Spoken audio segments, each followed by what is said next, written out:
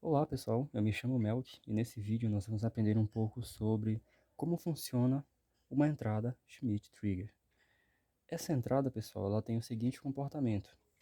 Diferente do comparador normal, onde nós temos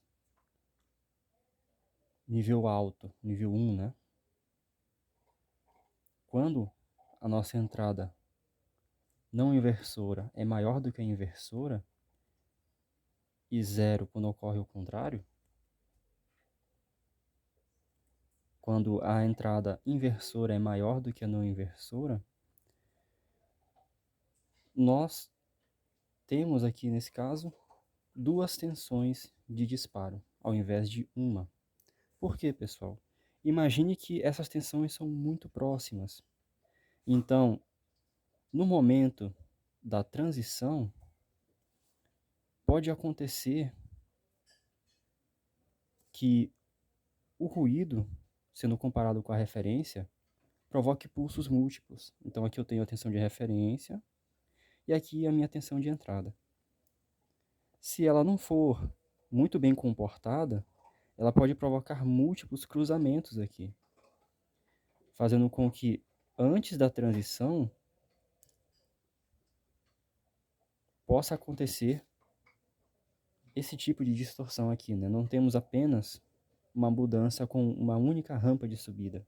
Nós vamos ter várias rampas aqui nessa transição, certo? Então, para evitar esse tipo de coisa, foi idealizado uma entrada com dois níveis de tensão, sendo que uma vez que você chega ao nível de tensão superior, V1, e ocorre a mudança de estado, é necessário que o seu sinal desça muito mais para que ocorra uma nova mudança de estado. E dessa forma, se você colocar qualquer sinal entre esses dois valores de tensão, o estado da saída permanece inalterado, ok? Sendo assim, como podemos implementar esse tipo de circuito de forma discreta?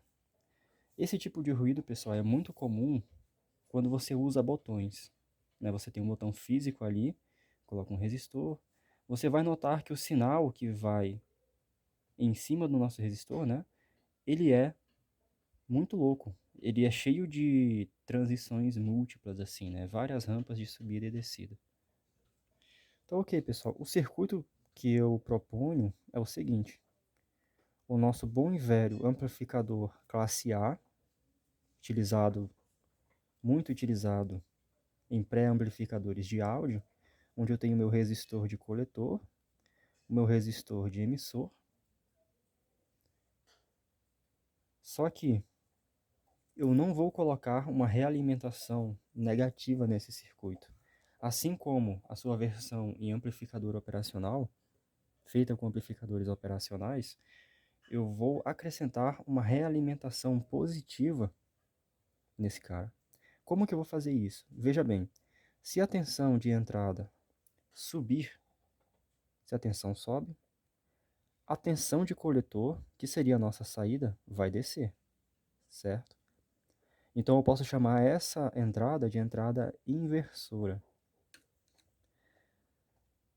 A tensão de coletor, pessoal, ela depende da corrente que vai fluir aqui, da corrente de coletor, que é aproximadamente igual à corrente de emissor, ok? Sendo assim, nós temos uma relação de tensão entre o resistor de coletor e o resistor de emissor. Se nós pudermos alterar a corrente de emissor, a corrente em cima desse nosso resistor de emissor, nós podemos usar esse ponto como uma entrada de sinal também. Então imaginem, se eu acrescentar uma nova corrente aqui, a tensão nesse ponto vai subir, certo? Se a tensão subir, a corrente será maior. Se a corrente for maior, a tensão de coletor vai cair. Ok? Então, se você for comparar esses dois comportamentos, Se eu pegar esse sinal e realimentá-lo aqui, o que é que nós vamos ter? Se a tensão aqui aumenta, eu colocar mais corrente aqui, a minha corrente base emissor vai reduzir, pessoal. Por quê? A corrente de base, minha corrente de base emissor será igual a VI menos 0,7, descontando aqui, né? Menos a tensão de emissor sobre tudo isso, sobre o resistor de emissor. Então, se eu aumentar a tensão nesse ponto, eu acabo reduzindo a corrente de base. Se a corrente de base reduz, então aqui eu tenho um aumento de tensão, porque pouca corrente passa por RC, ok? Mas como que eu posso fazer isso se aqui eu tenho uma impedância baixa? Bem, eu posso utilizar um segundo transistor, servindo apenas para amplificar em corrente. Então, eu pego o meu sinal de saída, dou uma amplificada em corrente e realimento ele aqui, nesse ponto, certo? Então, quanto maior for a tensão de entrada, mantendo essa tensão fixa, maior será a corrente de base. Se eu fixar a tensão de entrada e aumentar essa tensão aqui, que vai ser a minha nova tensão de saída, eu tenho o efeito inverso, certo, pessoal?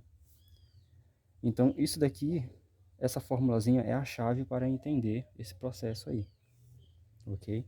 Agora falta calcular esses pontos, né? Quem é V1 e quem é V2. V1 será igual a essa tensão, VCC, só que descontamos a nossa tensão base emissor, né? Que é 0,7 volts. Tudo isso será dividido por 2. Por quê? Eu vou colocar esse resistor com valor de 1K e o meu resistor de emissor 1K também. Se eu tenho um divisor com dois resistores iguais, eu tenho a minha tensão dividida por 2, ok? Então eu vou ter essa tensão aqui, que vai ser o quê? A nossa tensão de emissor, mais 0,7. Porque ainda é necessário ter uma tensão de entrada maior do que 0,7. Para que possa ter corrente fluindo aqui, né? Certo, pessoal? E quanto maior essa tensão de entrada, mais corrente vamos ter aqui em cima do nosso resistor de base, que vai ser 10K. Tudo bem? Então, beleza. Nossa expressão V1 será isso daqui. V1, portanto, será VCC sobre 2 menos 0,7 sobre 2. Podemos separar dessa forma, mais 0,7. V1 será igual a VCC sobre 2 menos 0,35, né? Mais 0,7. Isso daqui vai ser VCC sobre 2. Isso menos isso vai ser mais 0,35. Então, essa daqui será a minha tensão V1. Certo, pessoal? Por que que vai ser assim? A minha tensão V1 vai acontecer quando a tensão de entrada for zero, for bem baixa. Quando a tensão de entrada for muito baixa, eu não vou ter corrente fluindo aqui nesse ponto. Vai ser isso daqui, né? Vai ser só esse transistor.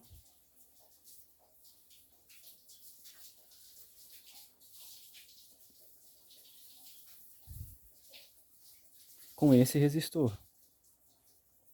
Certo, pessoal? É como se esse cara não existisse.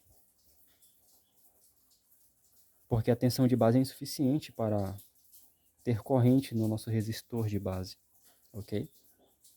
Então, dessa forma, basta saber quem é essa tensão, que vai ser a nossa tensão de emissor, né?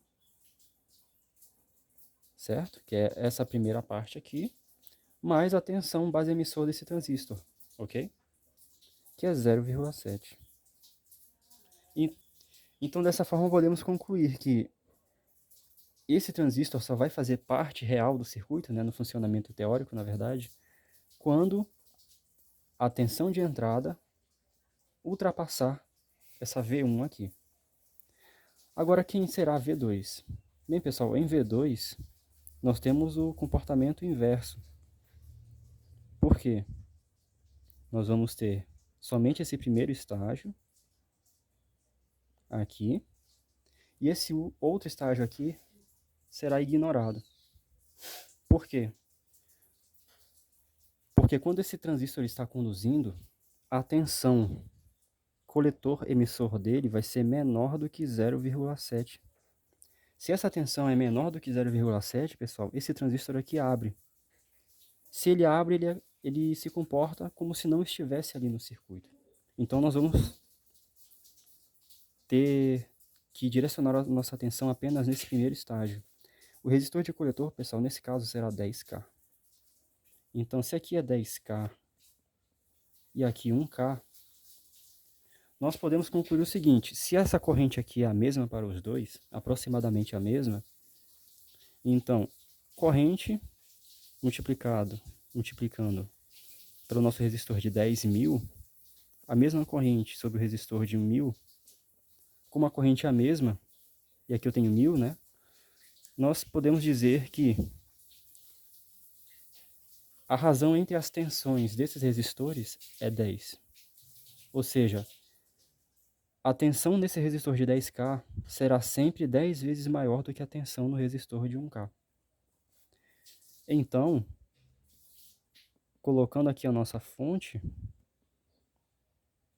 e sabendo que a tensão da fonte é igual à soma da tensão em cada uma das cargas que está em série, nós podemos concluir o seguinte, que se eu alimentar esse cara com VCC, né, VCC será igual a tensão no resistor de coletor mais a tensão no resistor de emissor mais a tensão coletor-emissor, né, VCE. Ok, pessoal? A soma dessas três tensões será igual à tensão da fonte. Como eu sei que a tensão do resistor de coletor é 10 vezes a tensão no resistor de emissor, eu posso escrever dessa forma.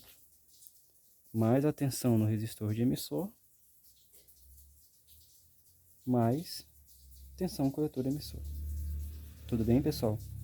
Aqui eu já posso somar. VCC será igual a 11 tensão do resistor de emissor, mais a tensão coletor-emissor. Tudo bem, pessoal? Então, dessa forma, eu já posso isolar. Tensão coletor-emissor será igual a VCC. Eu pego esse cara e jogo para o outro lado.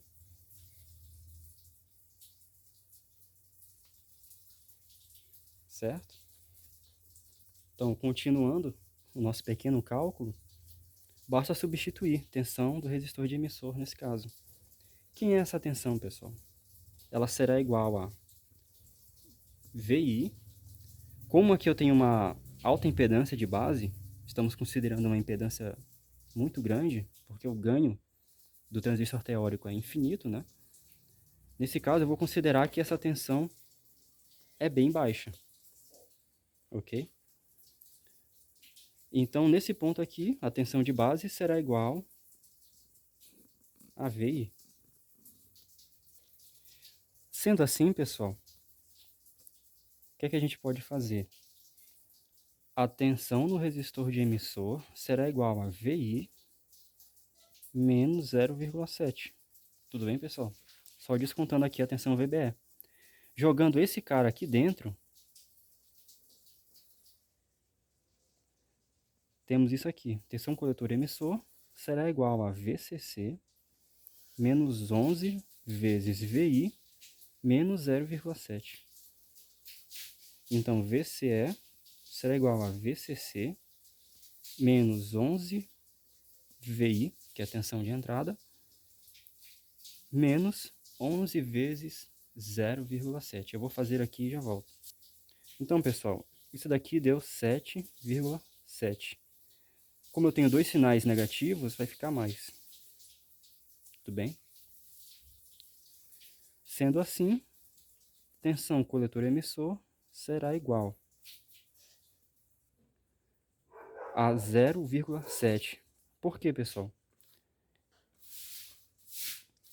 Essa segunda mudança de estado só vai acontecer quando essa tensão for menor do que 0,7. Então, nós estamos procurando essa fronteira, onde VCE será igual a 0,7. Então, substituindo aqui, eu tenho 0,7 igual a VCC menos 11VI mais 7,7. Tudo bem? Dessa forma, jogando todo mundo para o outro lado, nós vamos ter que VI, vamos fazer tudo direitinho, né? Menos 11 vai ser igual a 0,7 menos VCC menos 7,7. Tudo certo? Então, VI será igual a menos 11 sobre mais 0,7 com 7,7 vai ser igual a 7 menos VCC. Tudo bem, pessoal? Só que é menos 7, né? É só mais, menos, fica o sinal do maior, que é esse 7,7. Tudo bem? Se eu tiro 0,7 dele, fica só 7. Ok, pessoal? Então, se eu tenho um monte de negativo aqui, eu posso multiplicar em cima e embaixo por menos 1. Então, a tensão de entrada, para que ocorra essa nova transição, deve ser VCC mais 7 sobre 11. Tudo bem, pessoal? Então, as tensões aproximadas serão essas daí. No caso, V1 será isso aqui, né? VCC sobre 2 mais 0,35. E essa daqui de baixo será igual a VCC sobre 11 mais 7. Ok, pessoal? Se essas tensões forem, quero dizer, se VCC for 5 volts, você coloca aí, né? Por causa 5 volts, você substitui esses 5 volts aqui, assim obtendo essas fronteiras, né? Onde vai haver essa mudança de estado.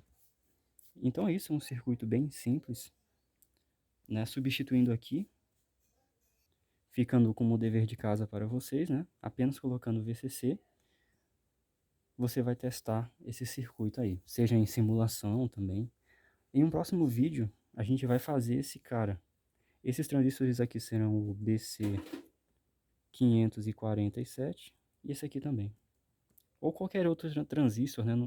Não tem uma exigência grande. Mas claro, né, se você for usar esse circuito em alta velocidade, talvez não vai servir. Você vai ter que fazer N modificações para aumentar a velocidade desse circuito. Mas se for para botões, no caso você tirar todo esse ruído, como eu vou explicar lá na frente, em um próximo vídeo, aí é de boa, né? Em aplicações de algumas dezenas de kHz, esse circuito se sai bem. Então é isso aí, pessoal. Qualquer dúvida, se eu falei alguma coisa aqui que vocês não concordam, basta comentar aí de baixo. E é isso, né? Façam o teste, simulem o circuito, ou façam na prática, verifiquem se essas tensões batem com a realidade, né? Alimentem aí com 5 volts, joguem nas fórmulas, né? Vejam se isso tem